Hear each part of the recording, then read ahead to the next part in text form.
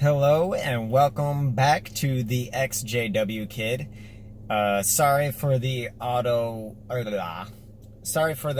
quality on this video. My microphone keeps messing up. This will be the third time that I've done this video, but I'm staying dedicated and focused for you guys, the ExJWs, or at least maybe you're thinking about it, which if you are, please look to jwfacts.com and get educated, and please get out.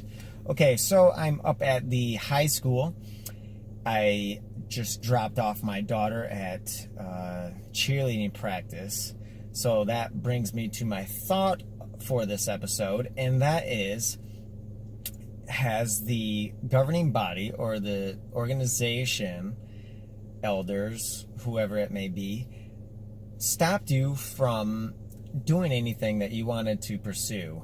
Have they been controlling?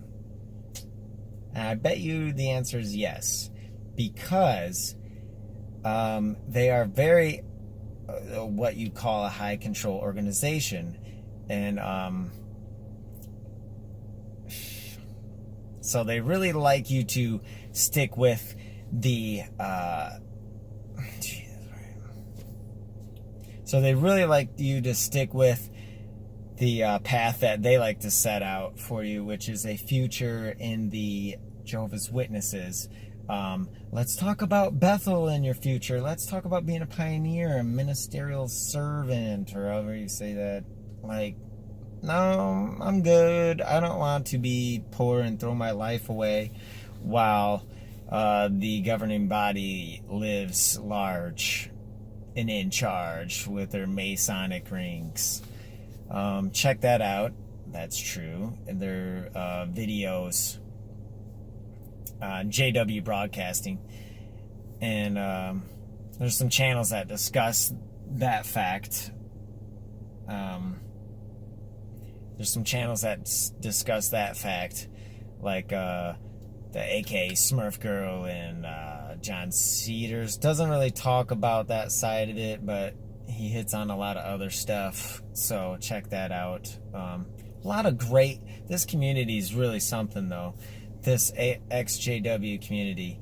A lot of us out there, and a lot of people supporting other people and trying to get the people out and try to help them, and so that's super awesome. And I myself was able to get out early, like 4th and 5th grade, but it stuck with me until I was like 14, 15. I think I celebrated my first birthday. So I missed Christmas and things like that. But I didn't have a bad childhood, so don't get me wrong there. I really loved my childhood, and I look back fondly, except for when the witness controlling would step in with the whole way you act at school, and you have to not participate in holiday stuff and birthdays and things like that, so you kind of have to stand out and look like the weird kid out. But besides that, very awesome childhood, loved it. But yeah, so I remember the witnesses instilling like a fear of worry, because you're worried about what they are going to say. And even years after not being a part of them, I remember my mom thinking like, oh, well, I don't know, I think maybe we'll put up Christmas lights, this year. And I remember me thinking like, oh, well, what are the witnesses gonna say? The witnesses. And I think some of it is because we still have family in there, and we're a little bit worried about the interactions with all that. But my grandpa never bought into it. He always he grew up with my great grandma and grandpa and Christian faith, and he just thought we were kooks for going. But he got over it, and because family's important, so he got over it and pretended. Basically, he just didn't participate. He just didn't really say much about it, besides continually to try to talk my grandma out of it, but she still is faithful and just blind as a bat as far as that goes. She's in it to win it, but she ain't gonna win nothing, because the person who's really winning is the guys in New York. It ain't the Bethelites winning. It ain't, anybody else.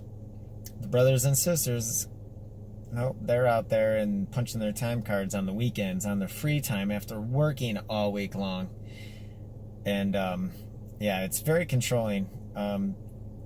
They kind of talk you out of going to college. You don't need to go to college. You don't need to pursue any music careers. You don't need to pursue, basically who you are, who you want to be. You don't have to pursue that, because they got stuff for you to do. It seems so crazy looking back now. Like I'm just, it's nuts to find out. Like I did the research, like, I don't know, 8 months ago, and found out what the organization really is, what its history is, what their goals are, what they've said over the past years. And it just blew my mind, man. My like stomach dropped. I'm just like, what the hell? Like, I grew up in a cult. That's crazy. And man, am I glad that I didn't stick a lifetime in that, and I feel for anybody who's been shunned by family members. Luckily, I haven't been. My family still recognizes the value in family. And I don't talk to some, and I don't know if that's the reason or if it's just distance over time type of deal or what. But yeah, I really feel for the you viewers out there watching that are being shunned. Big community, lots of people to talk to about it. So I'll be posting videos in the future that will help with some facts and things like that, so you can bring up with your family members or friends that are still in, or maybe a coworker that's a Jehovah's Witness, and you want to shine some direct them in, a way of education to where they can realize what they're part of and what's really behind the curtains, And it is a rabbit hole. It is a rabbit hole. And I'm glad I found it.